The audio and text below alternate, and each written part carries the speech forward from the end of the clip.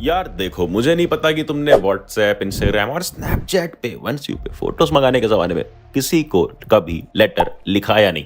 But इस story में हम देखने वाले हैं एक ऐसे फार्मर को, एक ऐसे इंसान को जिसको अंधा फेथ है भगवान पे, अंधा विश्वास है, और वो डायरेक्ट लेटर लिखता है गॉड को, और गॉड का रिप्लाई भी आता है। एग्जैक्टली क्या रिप्लाई आता है, क्या होता है स्टोरी में, सब कुछ डिटेल्ड एनिमेशन के साथ देखेंगे, बिल्कुल मूवी की तरह देखेंगे। बस इस वीडियो को आराम से एंड तक देखना और अपनी एनसीईआरटी बुक सामने खोल लेना, क्योंकि हम एनिमेशन के साथ साथ एनसीईआरटी लाइंस भी देखते चलेंगे कि एक पैराग्राफ का एक भी लाइन मिस ना हो। और इस चैप्टर की खत्म करने के बाद ही चले जाना डिस्क्रिप्शन में, हमारे ऐप पढ़लक्ष्य ऐप की लिंक मिलेगी, इंस्टॉल करना। वहां पर मिलेगी इस चैप्टर की वर्कशीट, जिसके अंदर सारे इंपॉर्टेंट क्वेश्चंस और तो और लेटेस्ट कॉम्पिटेंसी टाइप क्वेश्चंस हैं, जिससे उठ के क्वेश्चंस डायरेक्टली इस साल के बोर्ड एग्जाम्स में आने वाले हैं। परीक्षा के साथ पढ़ले सीनियर्स को भी सब्सक्राइब कर लो, ताकि हम रहें 10th के साथ भी और 10th के बाद भी। क्या हाल पढ़ले गैंग, हम पढ़ रहे हैं a letter to God by GL Fuentes, हमारे राइटर जिन्होंने इस चैप्टर को लिखने का कष्ट किया। अब तुम थोड़ा कष्ट करो और इस मूवी को शुरू करने से पहले जान लो मूवी के कैरेक्टर्स। लीड हीरो है हमारा लेंचो, यस यही नाम है इस फार्मर का, जिसको बहुत ज्यादा विश्वास है भगवान के ऊपर। दूसरा कैरेक्टर है पोस्टमैन, जो कि एक नॉर्मल पोस्टमैन है, नॉर्मल सा आदमी है, मेल बॉक्स से लेटर उठाता है, जो भी लेटर्स आए होते हैं, और जाकर पोस्ट ऑफिस में देता है। एंड थर्ड कैरेक्टर है पोस्ट ऑफिस में बैठने वाला पोस्ट मास्टर, जो कि एक मोटा सा और खुश मिजाज आदमी है, हंसता खेलता रहता है। बस बस इतना ही जान गए तीनों कैरेक्टर्स को। अब स्टार्ट करते हैं इस मूवी को, जिसका नाम है a letter to God. The house, the only one in the entire valley, sat on the crest of a low hill. मतलब कि अपने सामने देखो, इस सीन में देखो क्या है, एक वैली है। वैली यानी कि पहाड़ों के बीच का एरिया, बहुत खूबसूरत एरिया। अब वहां पर इस पहाड़ पे, एक छोटे से पहाड़ पे, लो हिल का मतलब छोटे से पहाड़ के क्रेस्ट पे, क्रेस्ट मतलब होता है टॉप पे, छोटे से पहाड़ के टॉप पे एक हाउस है, एक घर है, और वो पूरी की पूरी वैली का अकेला घर है। अब इतनी हाइट से कोई भी सामने रिवर देख सकता है और खेत देख सकता है। फील्ड मतलब खेत ऑफ राइप कॉर्न, यानी कि पके हुए कॉर्न का, भुट्टों का। और उसके साथ दिख रहे हैं फ्लावर्स, जिससे देख के ये मालूम पड़ रहा है कि हाँ, एक अच्छी फसल होने वाली है। यही लिखा है, that always promised a good harvest. The only thing the earth needed was a downpour और एट लीस्ट अ शावर। बस एक ही चीज की जरूरत थी, वो थी थोड़ी सी बारिश। डाउनपावर मतलब थोड़ी सी बारिश। Throughout the morning, Lencho, who knew his fields intimately, had done nothing else but see the sky towards the northeast. पूरा टाइम सुबह से लेंचो क्या कर रहा था, नॉर्थ ईस्ट की तरफ स्काई देख रहा था, आसमान देख रहा था कि बादल आ रहे हैं नहीं आ रहे हैं, बारिश होगी नहीं होगी। और एक women, now we are really going to get some water women, ये कौन बोलता है, लेंचो बोलता है। किससे? उस वुमेन से जो अंदर सपर बना रही थी। सपर मतलब क्या होता है, मतलब ब्रेकफास्ट। और वो वुमेन कौन थी, लेंचो की वाइफी। बहुत तेज हो रहा है। ठीक है, और वो बोलती है यस गॉड विलिंग, कि हाँ भगवान की इच्छा से बारिश होगी। अब इसके बच्चे भी हैं, तो जो बड़े बच्चे हैं वो खेत में काम कर रहे हैं, और जो छोटे बच्चे हैं वो घर के आसपास ही घूम रहे हैं, खेल रहे हैं, कूद रहे हैं। बट उसकी माँ, लेंचो की वाइफ, उन्हें बुला लेती है, कहती है कम फॉर डिनर।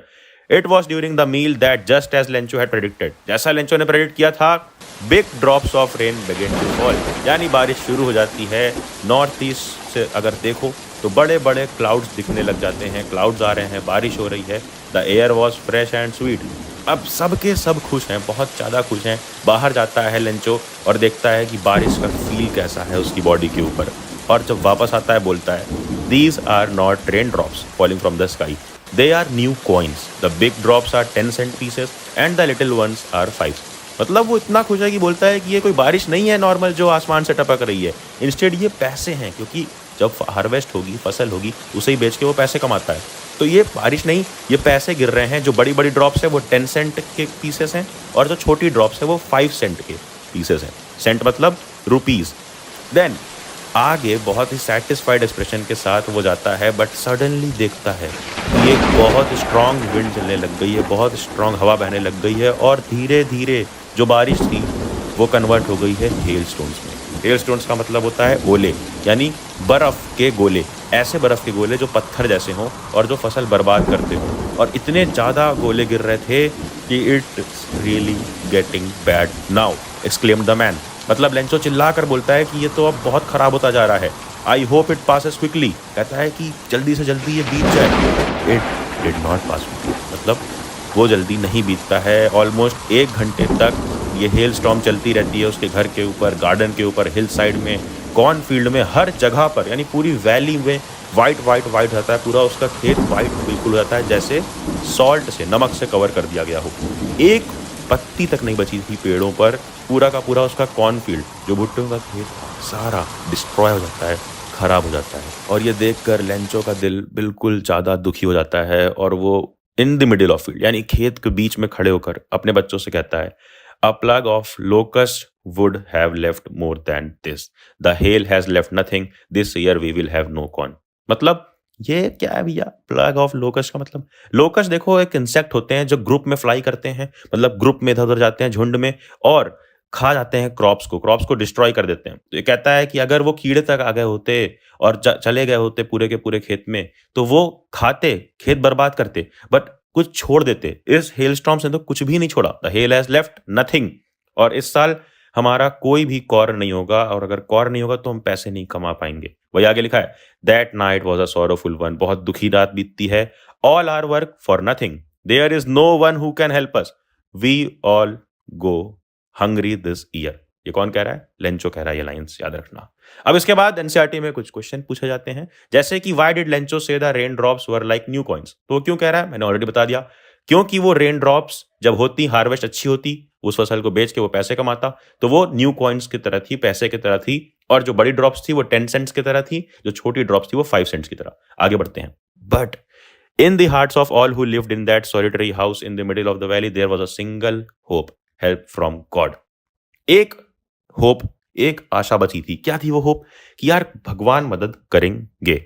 एंड आगे लिखा है, Lencho was an ox of a man working like an animal in the fields but still he knew how to write. मतलब ऑक्स ऑफ अ मैन का मतलब कि लेंचो इतना काम करता था जैसे कि वो एक बैल हो, दिन से रात काम करता था अपने फील्ड में एनिमल की तरह, बट उसको लिखना आता था, इतना पढ़ा लिखा वो था।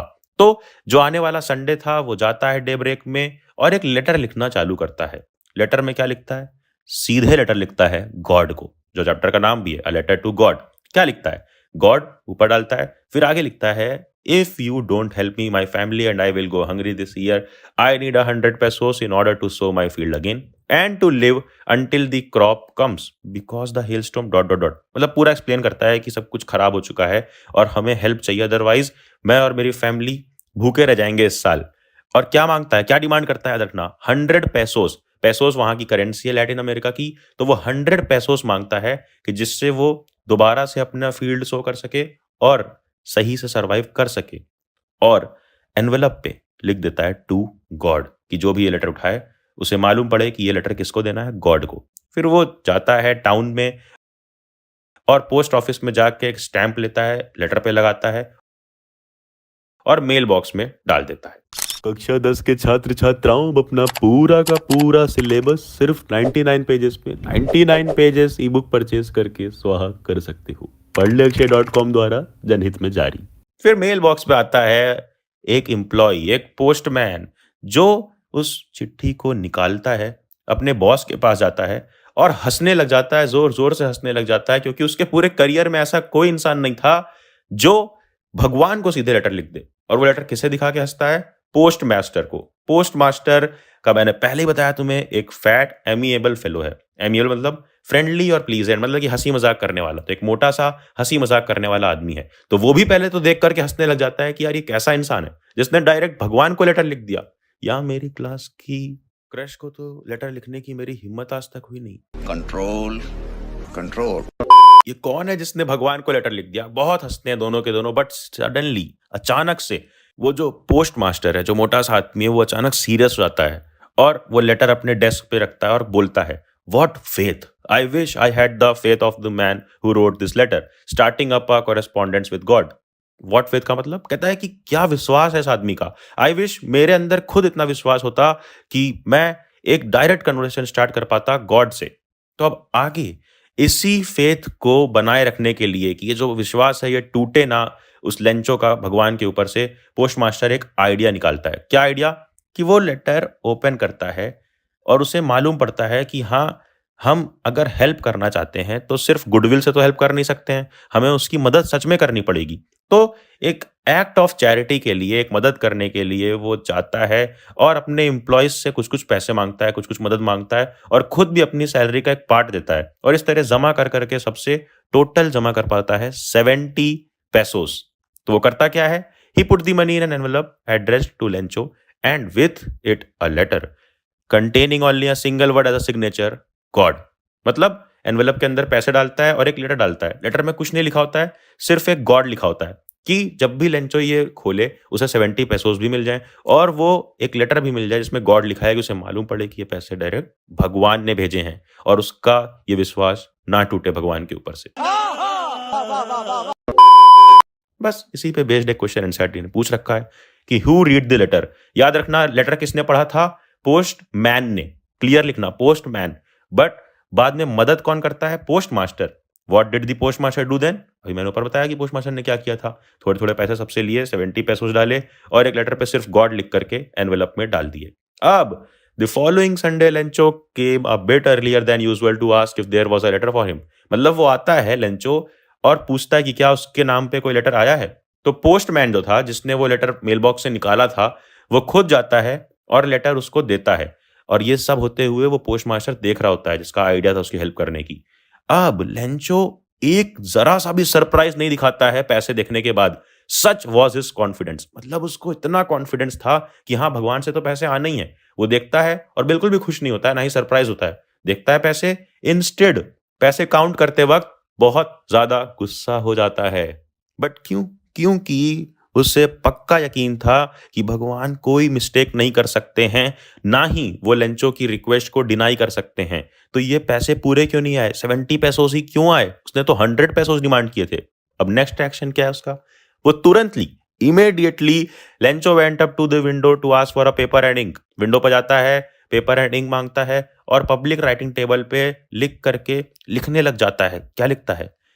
When he finished, he went to the window to buy a stamp which he licked and then affixed to the envelope with a blow of his fist। मतलब पहले लेटर अपना लिख लेता है, फिर जाता है विंडो पे, स्टैम्प मांगता है क्योंकि स्टैम्प जरूरी होता है लगाना लेटर पे। वो लगाता है और कैसे लगाता है? लिख करके फिर अपने फिस्ट से, यानी अपने हाथ से, मुट्ठी से उस पर मार के लगाता है बहुत ही गुस्से में और जाकर वो लेटर मेल बॉक्स में डाल देता है। अब तुरंत ही जैसे ही वो वहां से चला जाता है, पोस्ट मास्टर जिसने इसकी हेल्प की थी, जिसका पूरा आइडिया था 70 पेसोस देने का, वो खुद जाता है और मेल बॉक्स से लेटर निकालता है और पढ़ता है कि उसमें लिखा क्या था। God, of the money that I asked for only 70 pesos reached me, send me the rest since I need it very much, but don't send it to me through the mail because the post office employees are a bunch of crooks. Lencho, मतलब कि God, जो पैसे मैंने आपसे मांगे थे उसमें से सिर्फ 70 पेसोस मुझ तक पहुंचे हैं, तो जो बचा हुआ अमाउंट है वो आप मुझे भेजो क्योंकि उसकी मुझे बहुत ज़रूरत है। बट ये जो बचा हुआ अमाउंट है आप मेल के थ्रू मत भेजना क्योंकि पोस्ट ऑफिस के एम्प्लॉयज बंच ऑफ क्रूक्स हैं, यानी धोखेबाज हैं, चोर हैं। नीचे लेंचो।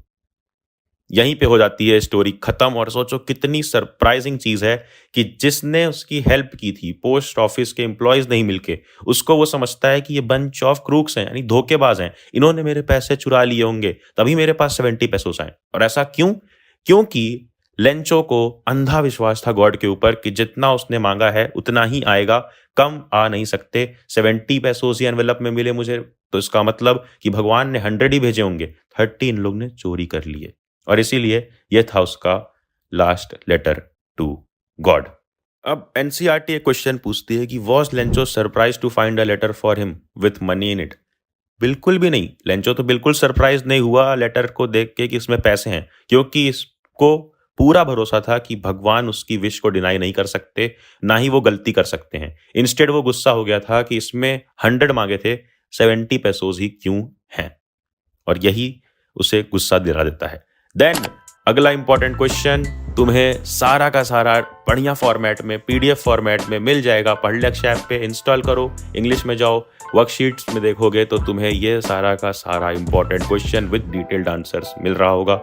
मिस मत करना ये वर्कशीट, मिस मत करना पढ़लेक्स ऐप, और मिस मत करना नोटिफिकेशन वाली घंटी दबा दो कि अगली इंपॉर्टेंट वीडियोस मिस ना हो। और ये वीडियो सब में शेयर कर दे कि तेरे क्रश, स्कूल फ्रेंड्स और कोचिंग फ्रेंड्स सबको मालूम पड़ जाए कि इस लेवल का content free of cost YouTube पे आ रहा है। एंड देन जा पढ़ ले।